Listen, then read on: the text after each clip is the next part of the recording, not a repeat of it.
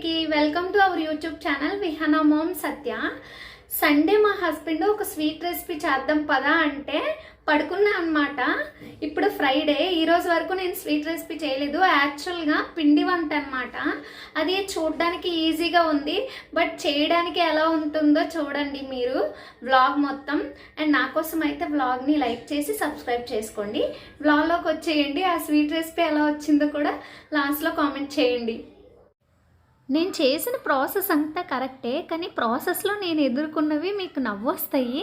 So first కప్పుడు మైదా తీసుకున్నా, గోధుమ పిండి కూడా తీసుకోవచ్చు. అండ్ కొంచెం అయితే ఆయిల్ వేడి చేసి వేసుకున్నాను. అండ్ చేయి కలుతుందని స్పూన్తో కలుపుతున్నా అనమాట. అండ్ కొంచెం కొంచెంగా వాటర్ వేసుకొని కలుపుతున్నా. యాక్చువల్గా ఉప్పు మర్చిపోయాను అనమాట. అందుకే కొంచెం సాల్ట్ నవ్వుకుంటా ఇంకా మీకు చెప్పుకుంటా కూడా నేను వేసాను అనమాట. బట్ వెనకాల టీవీ సౌండ్ ఉండింది, అందుకే వాయిస్ కట్ చేసేసా. సో ఎనీవే సగంలోనైనా గుర్తొచ్చింది. సో ఇంక నేనేం చేశా అంటే వాటర్ పోస్తూ కలిపేసా అనమాట. బాగా లూజ్ అయిపోయింది. మళ్ళీ పిండి వేస్తున్నాను. సో అలా పిండి వేస్తూ వాటర్ వేస్తూ 2 టైమ్స్ చేసాను అనమాట. మొత్తానికి కాసింత ఇంకా ఇంత అయ్యిందనమాట. సో మొత్తానికి పిండి అయితే కలిపేసి పక్కన పెట్టుకున్నాను. ఈలోపు ఇంకేం చేశానో చూపిస్తాను. అండ్ ఇదైతే మర్చిపోకండి, గోధుమ పిండి మైదా పిండి 2 వేసుకోవాలి ఒకవేళ గోధుమ పిండితో చేసుకోవాలి అనిపిస్తే. సో ఇంకా ప్యాన్ అయితే పెట్టుకొని అందులో వాటర్ వేసుకొని వేడి చేసి అందులో షుగర్ అయితే వేసాను. ఎక్కువ షుగర్ వేసేసాను అనమాట. మా హస్బెండ్ లాస్ట్లో ఏం చేశారో కూడా చెప్తా. సో షుగర్ వేసుకొని బాగా కరిగించుకున్నా. క్యారమెల్ లాగా అయిపోకుండా తీగ పాకం వచ్చేంతవరకు. నేను ఎక్కువ షుగర్ తక్కువ వాటర్ వేసాను కాబట్టి నాకు 2 మినిట్స్ వచ్చేసింది. ఇంకా నేనేం చేశానంటే స్పూన్ కలుపుతూ కలుపుతూ పడేసాను అనమాట, జారిపోయి. ఇంకా దాన్ని తీయడానికి ఈ నూడిల్స్ తినే స్పూన్ ఇంకా సాయంతో మొత్తానికి నీటిలో నుంచి చేపని దొరక్క అన్నట్టు పట్టేశాను అనమాట. ఇంకా తీసి అయితే చెక్ చేశాను. సో స్టవ్ అయితే ఆఫ్ చేసేసుకున్నా. ఇప్పుడు మెత్తగా ఉన్న ఈ పిండిని ముద్దలుగా చేసుకొని ఈక్వల్ పార్ట్స్గా అండ్ మనం ఆపరేషన్ అయితే స్టార్ట్ చేయాలి. సో నేనైతే ఫస్ట్ టైం చేస్తున్నా అండ్ చూడడం కూడా ఫస్ట్ టైం యూట్యూబ్లో. బయట నేను ఎలా చేస్తారో కూడా చూడలేదు. సో బట్ నేను తిన్నాను, ఇవి టేస్టీగానే ఉంటాయి. బట్ మైదా కాబట్టి పిల్లలకి మనకి అంత షుగరు ఆ 2 మంచివి కాదు కాబట్టి ఎప్పుడో ఇయర్లీ వన్స్ లేకపోతే 2 ఇయర్స్కి వన్స్ మాత్రమే చేసుకోండి. సో మా హస్బెండ్ అడిగారు కాబట్టి చేస్తున్నాను.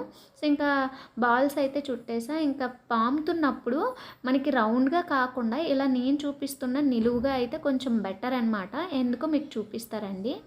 సో నిలువుగా అయితే ఇలా కట్ చేసినప్పుడు ఇంకా ఇలా పక్కన చూసారా షేప్స్ ఎలా వచ్చినాయో.